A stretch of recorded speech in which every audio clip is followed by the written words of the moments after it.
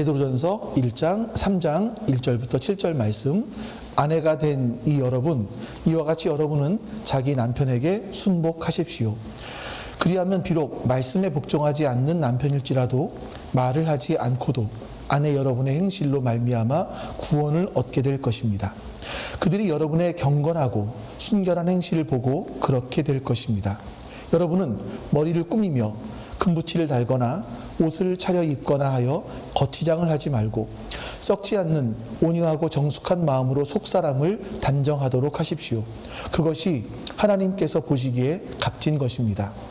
전에 하나님께 소망을 두고 살던 거룩한 자들도 이와 같이 자기를 단장하고 자기 남편에게 순복하였습니다.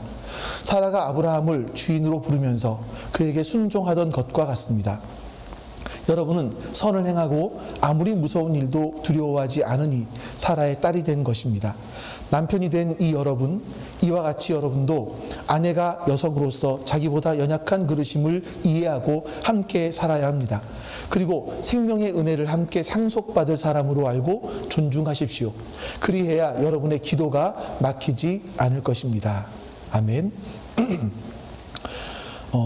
우리나라에 보시면 2000년대 초반쯤에 그 주기도문을 새로 좀 번역하자, 현대어로 번역하자, 이런 의견들이 굉장히 많이 있었습니다. 그래서 주기도문을 학자들이 모여 새로 번역을 했어요. 이제 그때 우리는 지금 개정개혁 성경에 나와 있는 그 주기도문을 그대로 사용을 하지만 지금도 일부 교회들에서는 그 새로 번역된 현대어로 번역된 그 주기도문을 사용을 합니다. 좀 우리 비교를 한번 해볼까요? 우리가 마태복음에 나와 있는 말씀을 가지고 하는 주기도문인데, 하늘에 계신 우리 아버지여 이름이 거룩히 여김을 받으시오며 나라가 임하시오며 뜻이 하늘에서 이루어진 것 같이 땅에서도 이루어지이다. 이렇게 우리는 지금 고백을 하고 있는데, 현대어로 번역된 주기도문은 이렇습니다. 아래 보시면 하늘에 계신 우리 아버지, 아버지의 이름을 거룩하게 하시며 아버지의 나라가 오게 하시며 아버지의 뜻이 하늘에서와 같이 땅에서도 이루어지게 하소서. 자, 여기서 보시면 이제 달라진 부분들이 있죠. 아버지라는 단어가 굉장히 좀 많이 들어갔습니다. 근데 이 사실 근데 원어의 헬라어의 원어를 보면 제일 처음에 아버지라는 이름이 들어가 있긴 아버지라는 단어가 들어가 있긴 하지만 그 다음부터는 아버지라는 말이 없어요. 굳이 보시자면 영어로 하면 you, 당신, 이 정도의 뜻이 있어요. 원래 헬라어에 보시면요. 근데 당신이라고, 하나님을 당신이라고 지칭하기는 우리나라 정서상 맞지가 않는 거죠. 그래서 학자들이 번역을 하기를 아버지의 이름을 거룩하게 하시며 아버지의 나라가 오게 하시며 아버지의 뜻이 하늘에서와 같이 땅에서도 이루어지게 하소서, 이렇게 번역을 했던 것 같아요. 자, 근데 이때 제가 말씀드리고 싶은 것은, 이때 여성 신학자들 또 그런 자유주의 신학자들의 반대가 좀 많이 심했습니다. 일부 신학자들의. 왜냐하면 하늘에 계신 우리 아버지라는 것은 원어에도 있으니까 하늘에 계신 우리 아버지라고 번역하는 건 맞지만 그 다음에는 아버지라는 단어가 없는데 왜 아버지라는 말을 붙였냐, 당신이라고 하던가 아니면 빼던가 하는 게 맞지 않겠냐라고 계속 주장을 했었지만 그 의견은 받아들여지지 않았습니다. 그러니까 그분들이 얘기하는 게 뭐냐면, 왜 굳이 아버지라는 단어를 집어넣어서 가부장적인 것들, 가부장적인 문화를 더 부각시키느냐, 강화시키느냐, 이런 거였었죠. 인간의 역사 속에서 보면 계속 흘러오는 역사 속을 보면 남성이 우월하다, 남성은 우월적 존재이다라는 생각들이 항상 존재해 왔습니다. 특별히 한국에서는 유교 문화가 있었기 때문에 이 유교 전통과 기독교가 합쳐지면서 남성 우월주의 사상이 굉장히 강조되어 있었고요. 전 세계에서 기독교 내 교회들을 봤을 때 우리나라가 가부장적인 그런 기독교의 모습을 아직도 우리는 띠고 있는 것 같습니다. 그래서 아마 이렇게 번역을 하지 않았을까 하는 생각이 들기도 해요. 근데 이제 성경을 보시면 이제 불편한 부분들이, 사실은 여성분들이 보실 때 불편한 부분들이 좀 있죠. 마치 성경은 남성 우월주의를 지지하는 것처럼 보일 때가 있습니다. 고린도전서 같은 경우도 그러고요. 우리가 오늘 말씀도 보시면 베드로 사도가 가정에 대해서 이야기하는, 아내와 남편에 대해서 이야기를 하는데 아내에 대해서는 6절이나 이야기를 하고 남편에 대해서는 1절밖에 이야기를 안 해요. 아니 여자한테는 뭐 충고할 게 그렇게 많고 남편한테는 한 절밖에 할 게 없냐, 이런 생각이 들어서 베드로 역시 남성 우월주의자다 이렇게 주장하는 분들이 있는 거죠. 근데 여러분, 성경을 오늘 말씀을 보시면 원래 의미가 그것이 아니라는 것도 알게 되실 것이고, 이 안에는 정말 굉장히 혁신적인 이야기들이 있구나, 말씀들이 있구나, 하나님께서는 이렇게 인간을 차별하지 않으시는구나라는 것을 우리가 볼 수 있을 것 같아요. 자, 그래서 베드로가 어느 시대에, 어떤 시대에 이런 말을 했는지를 우리가 좀 알면, 야, 이게 얼마나 대단한 말이구나라는 것을 알 수 있을 것 같은데, 그래서 여러분들과 함께 2000년 전에 고대 로마 또 그리스 당시에 여성들의 인권은 어땠는지, 제가 뭐 인권 얘기하니까 처음 사용하는 그런 용어들을 사용하니까 여러분 어색할지 모르겠는데, 여성들은 어떤 대우를 받고 있었는지를 좀 보시면 도움이 되실 것 같아서 제가 논문을 좀 찾아봤었습니다. 보니까 아리스토텔레스는 이렇게 말했어요. 다 아시는 것만 몇 가지 얘기할게요. 아리스토텔레스가 하는 말이 뭐냐면, 남성과 여성의 관계에 있어서 남성은 본능적으로 우월하고 여성은 열등하다. 그래서 남성이 지배하는 자이고 여성은 지배를 받는 자가 된다, 이렇게 얘기를 했어요, 아리스토텔레스가. 근데 이렇게 말을 했을 때 거기에 대해서 아무도 거부 반응을 느끼지 않았어요. 다 동조했고, 사람들은 다 그 당시 남자는 지배하고 여자는 지배를 받아야 된다라고 자연스럽게 받아들였죠. 뿐만 아니라 플루타르크라는 어떤 영웅전이 있는데, 그 영웅전에서 플루타르크라는 사람이 한 말을 보면요, 아내는 자신만의 친구를 만들어서는 안 된다. 남편의 친구가 자신의 친구가 되도록 해야 되고, 특별히 남편의 신들과 가까이 해야 된다. 남편이 믿지 않는 신을 믿는 것은 미신이다, 이렇게 얘기했어요. 그러니까 이 플루타르크라는 이 영웅 역시 한 말이 뭐냐면, 여성들은 남편에게 종속되어서 살아야 된다, 이런 얘기를 했던 거죠. 이뿐만이 아니라 이제 그 역사적인 로마나 그리스의 아주 사회의 민낯을 보면 굉장히 심각한 부분들이 발견이 돼요. 보통 보시면 여러분, 지금 마찬가지지만 남성과 여성이 태어날 때 성비가 비슷합니다. 뭐 별 차이가 안 나요. 근데 로마 당시에 보면, 2세기 로마를 보면 남자가 135명이었고 여자는 100명 정도밖에 안 됐어요. 또 그 주변에 이탈리아를 보면요, 남자가 140명, 여자가 100명 정도밖에 안 됐어요. 성비가 달랐어요. 자, 왜 이런 일이 일어나는가 하면요, 그리스 또는 로마에서는요, 여자아이가 가정에서 1명 이상이 태어나면 버렸습니다. 남자아이가 태어났는데 혹여나 불구가 태어나면 버렸어요. 그것이 도덕적으로도 용인되었고 법적으로도 인정되었습니다. 그래서 그런 증거가 뭐냐면, 아슈켈론이라고 하는 항구 도시가 있는데 거기서 이제 빌라를 하나, 파묻혀 있는 빌라를 하나 발굴하게 된 거예요.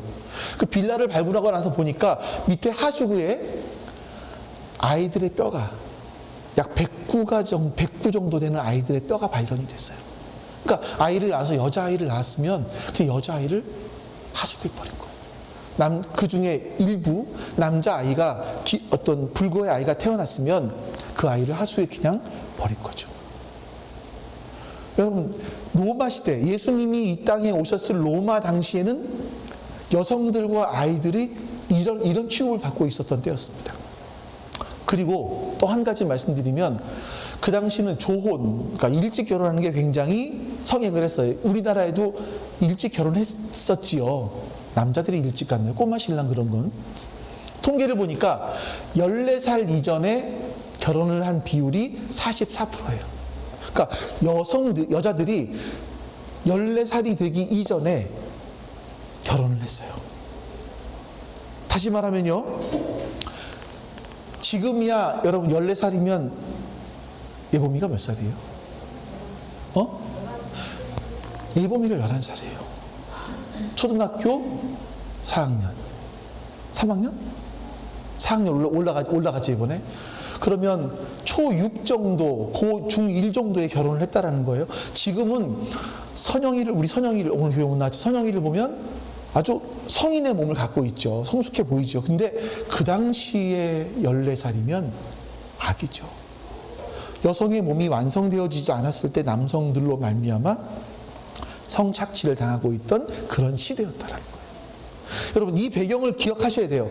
제가 굳이 이런 것들을 설명드리는 이유는 이런 상황을 아셔야 베드로가 그 당시 어떤 말을 했는지를 아실 수가 있기 때문에 이렇게 말씀드리는 거예요. 그러니까 베드로전서 3장 1절부터 7절, 가정에서 여성들이 해야 될 일과 남성들이 해야 될 일을 말하면서, 여러분들은 여성들이 그 당시에 얼마나 비참이라고 하기도 부족해요. 생존의 위협을 느끼며 살아가고 있는 그 당시에 여성들에게 쓰여진 글이라는 것을 보셔야 돼요. 하나님께서 그 당시 여성들에게 하신 말씀이라는 것을 기억하셔야 돼요. 자, 하나님께서 베드로를 통해서 어떤 말씀을 하시는가, 우리 한번 1, 2절 말씀을 앞에 스크린 보시면서 같이 읽어보겠습니다. 아내가 된 여러분, 이와 같이 여러분은 자기 남편에게 순복하십시오. 그리하면 비록 말씀에 복종하지 않는 남편일지라도 말을 하지 않고도 아내 여러분의 행실로 말미암아 구원을 얻게 될 것입니다. 그들이 여러분의 경건하고 순결한 행실을 보고 그렇게 될 것입니다. 자, 이거는 그걸 보시면, 아니, 아내는 남편에게 순복하라, 이 복종이라는 말과 똑같은 거거든요. 복종하라? 왜 남자와 여자가 똑같은데 복종을 해야 될까라는 좀 불편하게 들리실 수 있는 그런 말씀이에요. 자, 여러분, 지난주에 그 사회생활 하인들에 대한 말씀을 나누면서, 또 그 전주에 그 왕에 대한, 제도에 대한 말씀을 나누면서 복종을 뭐라고 말씀드렸습니까? 자, 복종이라는 말은 그냥 맹목적으로 시키는 대로 다 복종하는 것을 말하는 것이 아니라, 하나님께서 그 사람에게 최종적인 권위를 주셨다는 것을 인정하는 거예요. 받아들이는 거죠. 그게 복종이라고 했습니다. 하나님이 저 사람을 저 위치에 세워주셨구나 라는 것을 인정할 때 할 수 있는 게 복종이라고 말씀드렸어요. 그래서 왕에게 복종하는 거죠, 우리가. 하지만 왕에게 복종하지만 더 큰 원리가 있었습니다. 그 큰 원리가 뭡니까? 하나님을 경외하고 모든 사람을 존귀히 여기고, 이게 하나님의 뜻이에요. 이 위에서, 이 바탕 아래서 왕이 어떤 이야기들을 할 때, 어떤 요구들을 할 때 복종하는 것이다. 하나님께서 그 사람에게 최종적인 권위를 주셨다라는 걸 인정하는 겁니다. 그 복종은요, 성경에서 말씀하고 있는 복종은 무조건적인 복종이 아니라 한계가 있는 복종이다 라고 말씀드렸어요. 남편도 똑같습니다. 남편이 하나님을 경외하고 사람을 존중하는 것에 대해서 뜻을 같이 하면서 어떤 요구를 했을 때 아내들은 복종하는 거예요. 하나님께서 내 남편에게 최종적인 권위를 주셨어 라는 걸 인정하면서 복종하는 거죠. 다시 말하면 하나님은요, 남편을 우리 가정의 리더로 삼으셨어 라는 거예요. 근데 여기서 앞에서 보시면요, 아내에게 하는 말이 이와 같이 여러분은 이라고 말씀하죠. 자, 이와 같다. 이와 같은 게 뭘까요? 이와 같이 남편에게 순복하십시오 라고 말을 하는데, 이와 같이라는 건 뭐냐면 바로 앞에 있는 내용들을 말하죠. 앞에 어떤 내용들이 있었습니까? 21절부터 25절까지 말씀은 예수님께서 보여주신 본인데, 우리 한번 24, 5절만 보겠습니다. 자, 제가 읽어드릴게요. 그는 우리 죄를 자기의 몸에 몸소 지시고서 나무에 달리셨습니다. 그것은 우리가 죄는 죽고 의에는 살게 하시려는 것이었습니다. 그가 매를 맞아 상함으로 여러분이 나음을 얻었습니다. 전에는 여러분은 길 잃은 양과 같았으나 이제는 여러분의 영혼의 목자이며 감독이신 그에게로 돌아왔습니다. 여러분, 예수님께서 고난당하심으로 말미암아 우리 죄에 대해서는 죽고 의에 대해서는 살게 됐어요. 예수님 매를 맞으심으로 말미암아, 몸이 상하심으로 말미암아 우리가 나음을 얻었습니다. 예수님이 고난당하신 것은요, 길을 잃은 양과 같은 우리들을 하나님께로, 예수님께로 인도하시기 위해서 예수님이 목자가 되어주시고 감독이 되어주신 것이다 라고 말씀해요. 그러니까 여러분, 이게 무슨 말입니까? 예수님의 고난은요, 목적이 없는 고난이 아니라는 거예요. 예수님의 고난은 우리를 구원하시기 위한 분명한 목적을 가지고 있는 고난이었다. 이렇게 베드로가 지금 말을 하고 있는 거죠. 자, 그러면서 보세요. 아까 다음 말씀. 자, 보시면 여러분도 이와 같이 예수님께서 어떤 우리 인간들을 구원하시기 위한 목적을 가지고 고난을 받으신 것 같이라는 뜻이에요, 여러분. 예. 이와 같이. 아내 여러분, 예수님께서 인간들을 구원하시기 위한 목적을 가지고 고난을 받으신 것과 같이 여러분도 남편에게 순복하십시오. 왜 순복합니까? 그리하면 비록 남편이 말씀에 복종하지 않는 남편일지라도 말을 하지 않아도 아내 여러분의 행실로 말미암아 구원을 얻게 될 것입니다. 자, 무슨 말입니까? 아내의 이 순복이라는 것, 복종이라는 것은 여러분이 복종해야 되는 이유는 그냥 무조건 맹목적인 복종이 아니라 남편이 말씀에 복종하지 않는 믿음이 없는 남편이 구원받을 수도 있는, 구원받게 하기 위한 그런 복종이다, 순복이다 라고 말씀하고 있는 거죠. 여러분, 그래서 우리가 베드로 사도가 아내들에게 예수 믿지 않는 당신의 남편에게 순복하는 것은 말로 복음을 전하지 않아도 당신의 모습이, 당신의 삶이, 당신의 순복하는 그 모습들을 보고 남편이 구원받을 수 있습니다. 그래서 2절에는요, 그들이 여러분의 경건하고 순결한 행실, 이걸 보게 된다라고 말씀하고 있는 거죠. 자, 그럼 여러분, 이런 의문이 들 수 있어요. 그럼 남편이 말도 안 되는 요구를 해올 때는 어떡하죠? 아까 말씀드렸죠. 예. 뭐라고 말씀드렸습니까? 이 순복, 복종이라는 것은 하나님께서 그 사람에게 최종적인 권위를 주셨다라는 걸 인정하는 거예요. 우리가 두려워할 분은, 경외해야 될 분은 하나님이시고 존중해야 될 분은 모든 사람들인 겁니다. 마찬가지로요, 남편이 말도 안 되는 요구를 해옵니다. 이걸 맹목적으로 복종하는 것이 아니라 하나님을 경외하고, 첫 번째예요, 모든 사람을 존중하고, 이 두 가지에서 벗어나지 않았을 때 남편의 요구에 순복하는 겁니다. 만약에 여기서 벗어나 있으면 그건 할 수 없습니다, 그건 옳지 않습니다 라고 말할 수 있어야 되죠. 이것이 하나님을 경외하고 모든 사람을 존중하는 하나님의 뜻에서 벗어나는 것이기 때문에 그래요. 자, 그렇게 하나님을 경외하고 이로 말미암아 우리의 순결한 삶의 방식, 그 순결한 모습을 남편들이 보면서 도대체 저 여자가 왜 저렇게 살지? 어떻게 저렇게 변했지? 이런 궁금증을 가지는 거죠. 자, 그러다가 시간이 지나면서 그래, 저 사람이 교회를 다니기 시작하더니, 예수라는 사람을 그리스도로 믿기, 주님이라고 믿기 시작하더니 저 사람이 변했네? 하면서 남편도 교회를 나올 수 있고 구원받을 수 있게 될 것이다 라는 거예요. 자, 그래서 계속 말씀을 이어가 보면 그것을 위해서, 그렇게 되기 위해서 아내들에게 이런 요구를 합니다. 3절과 4절 말씀 같이 한번 읽어보겠습니다. 여러분은 머리를 꾸미며 금붙이를 달거나 옷을 차려 입거나 하여 거치장을 하지 말고 썩지 않는 온유하고 정숙한 마음으로 속사람을 단장하도록 하십시오. 그것이 하나님께서 보시기에 값진 것입니다.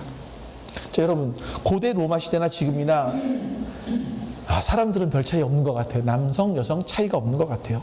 사람들은요, 거치장을 굉장히 중요하게 생각을 합니다. 그래서 외모를 치장하고 머리를 꾸미는 거죠. 또 여기서 금붙이, 액세서리를 달아요. 옷도 멋을 낼 수 있는 옷, 명품이라든지 이런 걸 입겠죠. 과거나 현재나 사람들은 이 겉을 꾸미기 위해서 많은 시간들, 많은 열정들, 많은 돈을 쏟아붓습니다. 그렇게 하면 사람들은 아름다워질 것이다 라고 생각을 하는 거죠. 근데 베드로가 하는 말이 뭡니까? 베드로는 썩지 않는 것이라고 얘기해요. 이것들은 금붙이를 달거나 옷을 차려 입거나 거치장을 하는 것들, 이것들은 다 썩는 것들이다라는 거죠. 썩지 않는 온유하고 정숙한 마음으로 속사람을 단장하라.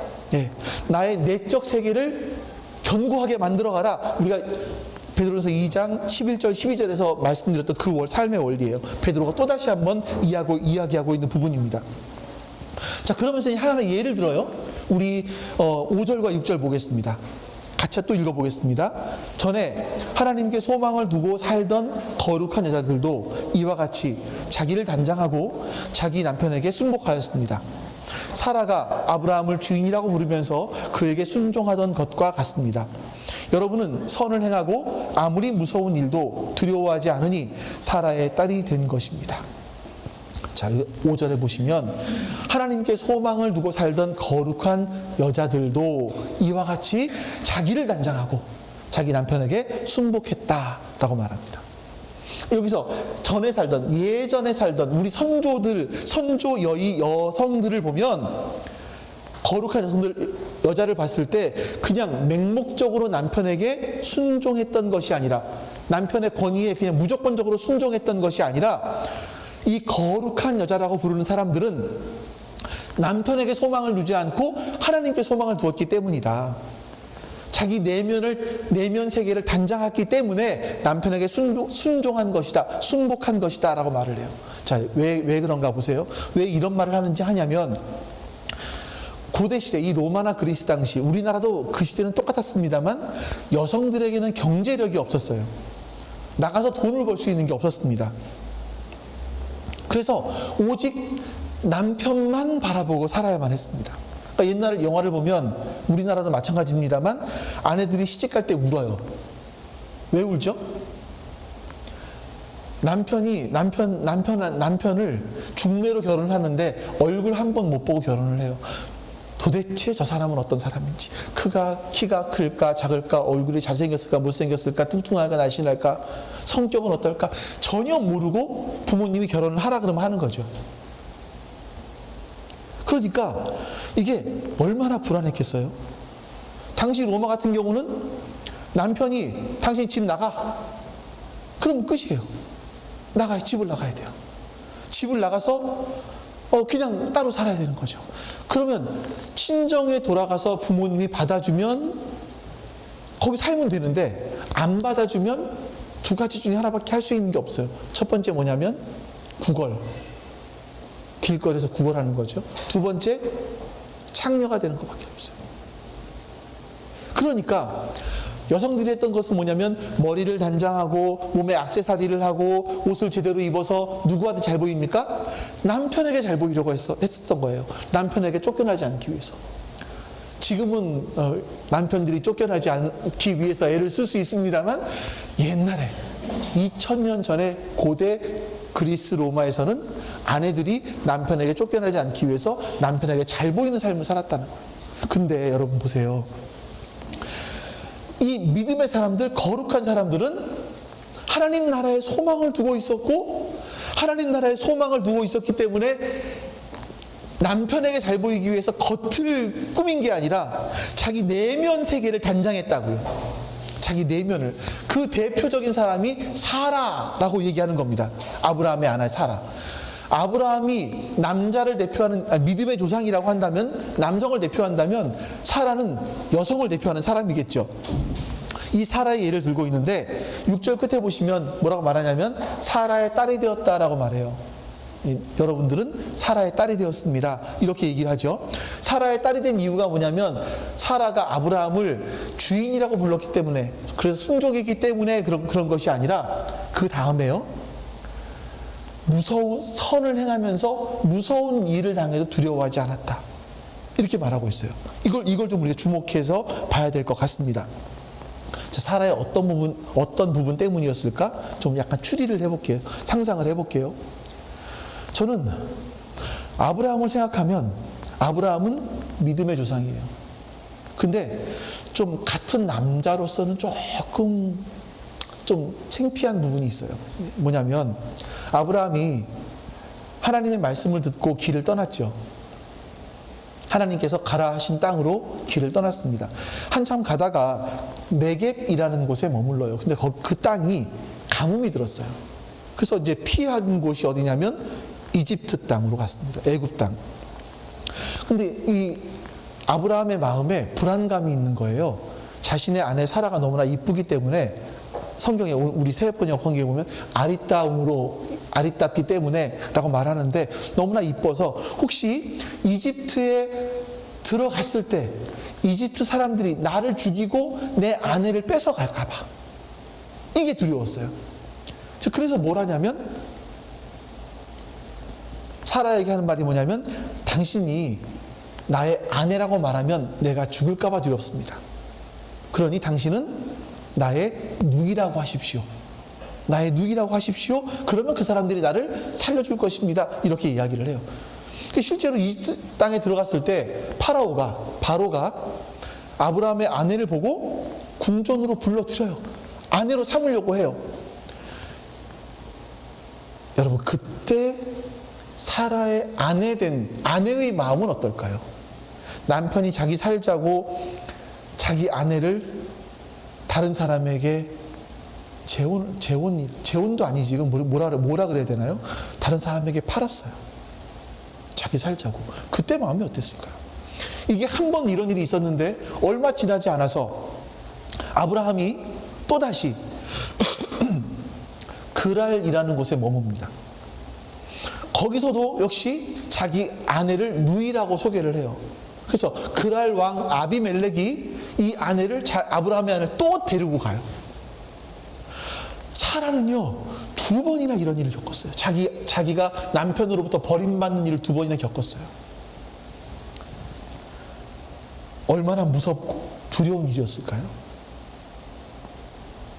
이것뿐이겠습니까? 사라는 아이를 낳지 못했어요. 89세까지. 이 아이를 너무나 낳지 못하니까 이 사라의 마음이 너무나 괴로워서 아브라함에게 이렇게 얘기합니다. 여보, 내가 아이를 낳지 못하니 내 몸종인 하갈을 당신의 첩으로 삼아서 아이를 낳으면 어떻겠습니까? 이렇게 얘기를 해요. 그러면 믿음의 조상이라면 뭐라고 답을 해야 될까요? 아니야, 하나님께서 우리에게 약속하신 말씀이 있잖아, 우리는 너 기다려야 돼, 이래야 되는데 아브라함은요, 젊거든요, 예쁘거든요. 그래서 그냥 은근슬쩍 동침을 하고 아이를 낳아요. 그때 사라의 마음은 어땠을까요? 여러분, 아브라함을 볼 때 믿음의 조상이라고 불려요. 근데 초반부에는 이랬어요. 나중에는 정말 성숙한 사람이 되죠. 이런 여러 가지 과정들을 겪으면서. 근데 정말 초반부에는 치사한 사람이었단 말이에요. 이런 남편과 함께 살아가는 아내 사라의 마음은 얼마나 힘들었을까. 근데 뭐라고 말씀합니까? 그런 사라는요, 그런 아브라함을 뭘로 불렀어요? 주인이라고 불렀어요. 그리고 그에게 어떻게 했어요? 순종했어요. 순복했어요.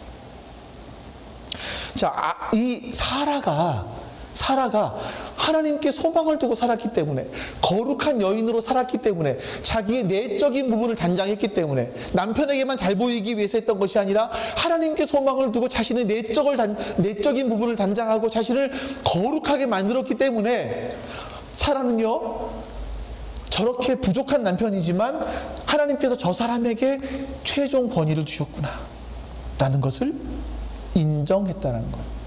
그래서 남편을 주인이라 부르면서 순종했다는 거죠. 여러분, 정말 대단하지 않습니까? 진짜 대단한 것 같아요. 이런 여성을 누가 이길 수 있겠습니까? 그러니까 본문은요, 여러분, 일부 어떤 학자들이 말하는 것처럼 베드로가 여성을 폄하하고 남성 우월주의자였다라고 말하는 그런 본문이 아니에요.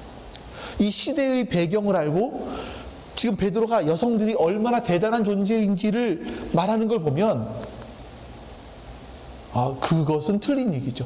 여성들을 뭐라고 말하고 있냐면요, 그 당시는 여성들이 아이를 낳아주는 도구이거나 재산 목록 중에 하나였는데, 당신은 그런 사람들이 아니라 당신이 올바로 살아갈 때 당신의 남편이 하나님께 돌아올 수 있습니다.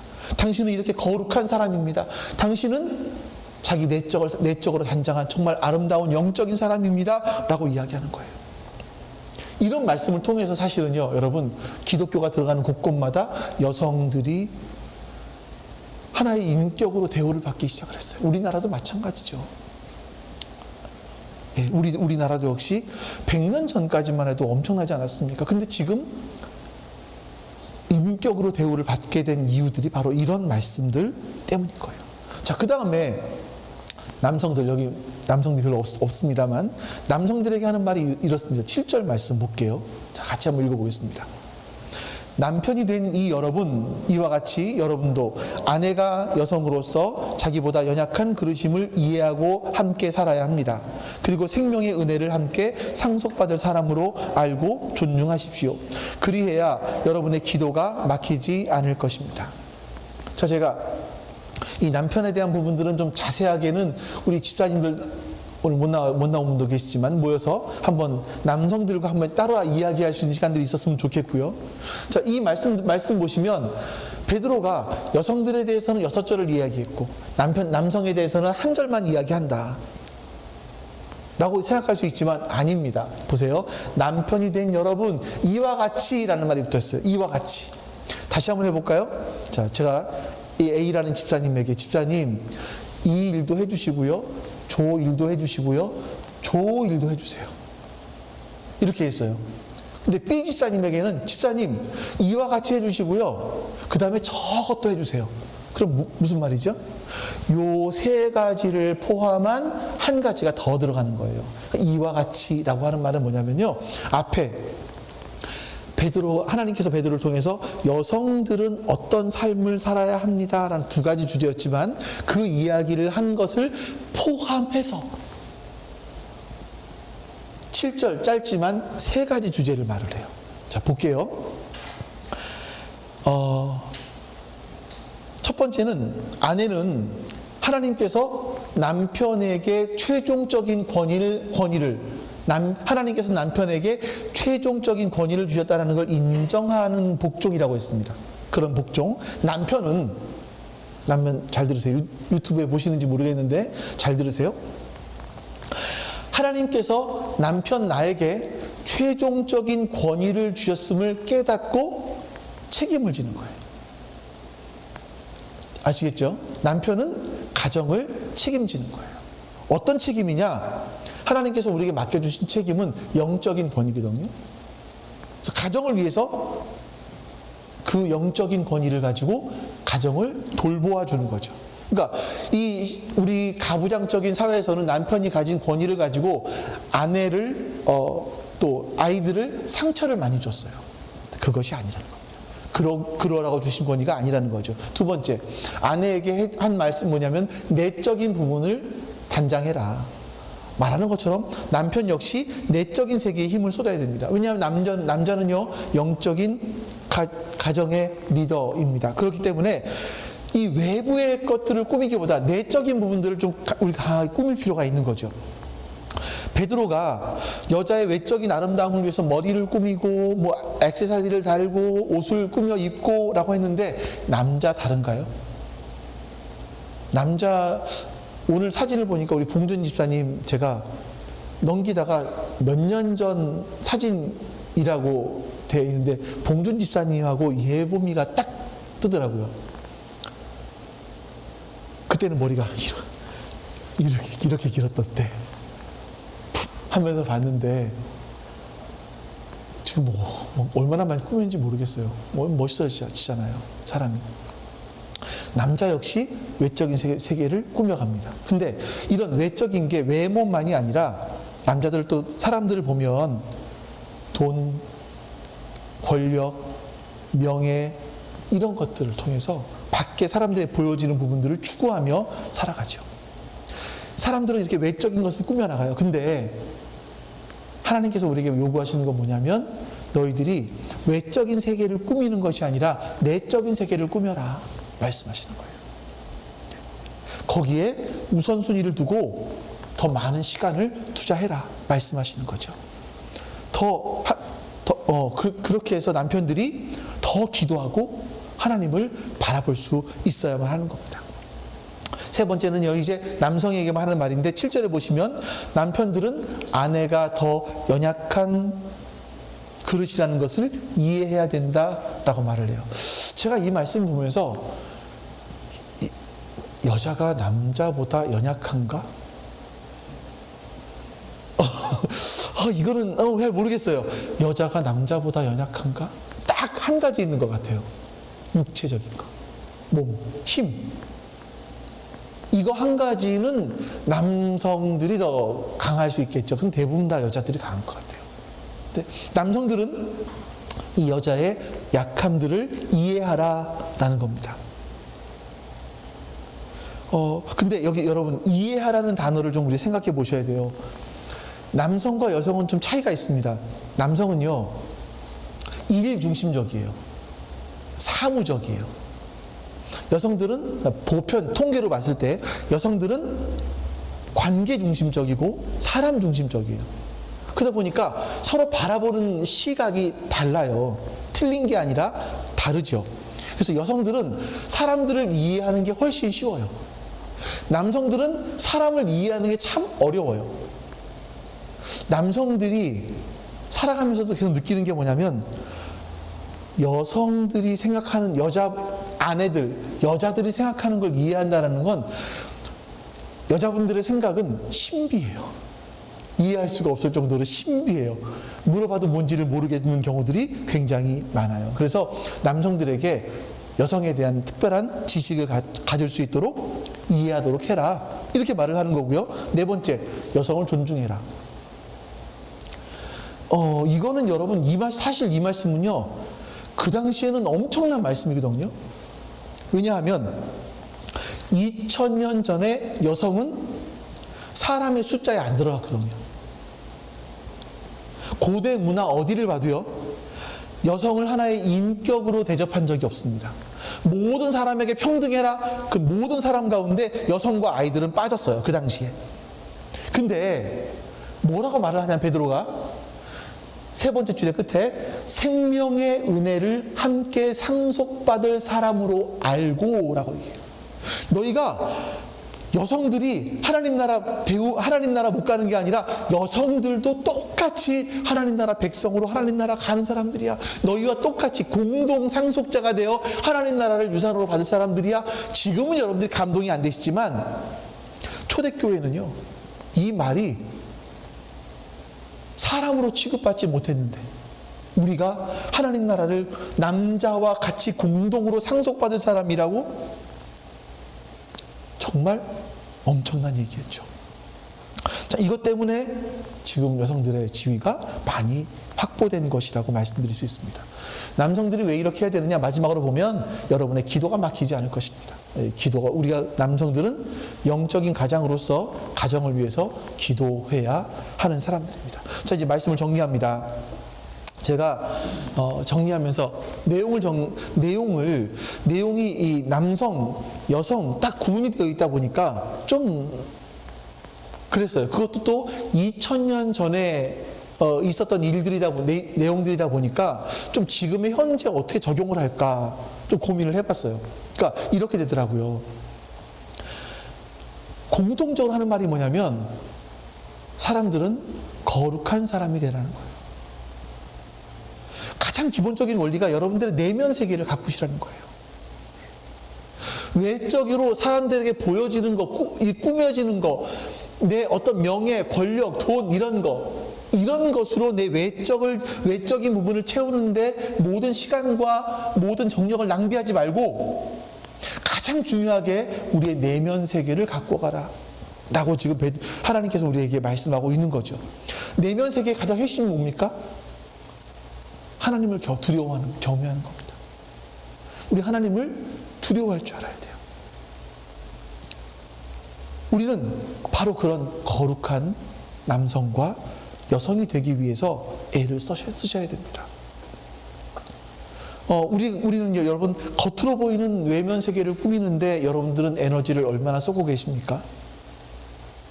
아니면 더 많은 시간을 내 내면 세계를 꾸미기 위해서, 내면 세계를 건강하게 하기 위해서, 거룩하게 하기 위해서, 온전하게 하기 위해서 애를 쓰고 계십니까? 베드로가 말하는 것도 그렇고, 우리 수요일날 고린도전서를 나누고 있는데, 고린도전서에 보시면 이 세상 육체적인 욕망들, 이 모든 것들은 뭐예요? 사라질 것들이에요. 여기서도 마찬가지인 것이, 우리가 이 땅에서 금붙이를, 그 말씀 한번 다시 보여줄래요? 금붙이 나와 있는 거, 액세서리 꾸미고 하는 거. 네. 머리를 꾸미고 금붙이를 달고 옷을 차려입고 거치장하는 것들은요, 뭐라고 말합니까? 썩을 것들이라고 하고 있어요. 우리나라 욕의 썩을 것들이 아니라 사라질 것들이야. 우리가 추구할 것은 뭡니까? 영원한 것을 추구하래요. 여러분들은 하나님 나라가 이 땅에 임할 때에 사라질 것들, 그걸 추구하는 사람이 아니라 영원히 남아있을 그것들을 추구하라 라고 말씀하는 거죠. 그것이 뭡니까? 우리의 내적인 부분들인 거죠. 세월이 지나면요, 시간과 돈을 투자해서 가꾸었던 몸도 사라집니다. 무너지죠. 여성의 외모가 아무리 아름다웠어도 세월은 이길 수가 없죠. 남성도 마찬가지입니다. 이 땅에서 사회적인 성취를 아무리 이루었다 할지라도 그것을 계속 끝까지 유지할 수는 없습니다. 다 사라지죠. 그렇기 때문에 우리는 썩지 않을 것, 영원히 남아있을 것, 우리 내적인 성품들, 하나님 나라에 대한 소망, 선한 행실, 우리가 거룩하게 되어지는 것, 이것을 여러분들은 추구하셔야 됩니다. 왜냐하면 이것은 썩지 않고 하나님 나라까지 우리가 가지고 갈 것들이에요. 우리가 이 땅에서 쌓아놓은 거 하나도 못 가져가요. 근데 우리가 거룩하여지고 하나님 닮아간 이거는 그대로 가지고 하나님께 가지고 갈 거예요. 여러분 기억하십시오. 우리는 어떤 것을 추구하는 사람이 되어야 될까? 어떤 것을 추구하며 어떤 것에 우리의 에너지를 쏟아야 될까? 생각해 보실 수 있기를 바랍니다. 자, 그러고 난 다음에 우리가 해야 될 것은 나의 내적인 부분들을 가꾸고 그 다음에 사람들을 바라볼 때 겉껍데기를 보는 것이 아니라 그 사람의 내면을 봐줄 수 있는 그런 사람이 되셔야 합니다. 여성을 이해하는 것처럼 우리는 상대방의 외적인 것으로 판단하는 사람이 아니라 내면을 보면서 그 사람을 이해해 줄 수 있는 그런 사람. 여러분과 제가 바로 그런 사람이 될 수 있기를, 그런 훈련을 하실 수 있기를 간절히 바랍니다. 하나님, 내가 이 땅을 살아오면서 남겨왔던 크고 작은 업적들, 이것들이 주님보다 앞서지 않게 해주시옵소서. 아니 하나님, 내가 걸어온 모든 삶 속에서 사람들이 나의 뒷모습을 바라볼 때마다 내가 아닌 주님의 모습이 보여줄 수 있기를 소망합니다. 주님, 그런 은혜를 우리 가운데 베풀어 주시옵소서. 하나님, 그러기 위해서 나의 겉모습을 꾸며나가는 것이 아니라 나의 속사람을 가꾸어가게 해주시옵소서. 우리가 내면이 강건해진 거룩한 사람이 되게 해주시옵소서. 뿐만 아니라 사람들을 이해해 나갈 수 있는, 그래서 하나님께서 모든 사람을 존중하라 말씀하신 것처럼 사람들을 존중할 수 있는 우리가 될 수 있도록 주님 은혜를 베풀어 주시옵소서. 여호와는 내게 복을 주시고 너를 지키시기를 원하며 여호와는 그의 얼굴을 내게 비추사 은혜 베푸시기를 원하며 여호와는 그 얼굴을 내게로 향하여 드사 평강 주시기를 원하노라. 아멘. 이제는 우리에게 참 생명을 주시기 위하여 이 땅에 오셔 십자가의 죽음의 길을 걸어가신 우리 주 예수 그리스도의 은혜와 그 아들을 이 땅에 보내시기까지 우리를 사랑하신 아버지 하나님의 사랑하심과 그 아버지 하나님의 사랑하심, 예수님의 그 사랑하심이 우리의 마음속에 깨달아질 수 있도록 도우시는 성령 하나님의 내주하심이 지금 주 앞에 모여 머리 숙여 예배한 모든 하나님 백성들 머리 위에 지금부터 영원토록 함께 하시기를 간절히 축원하옵나이다. 아멘.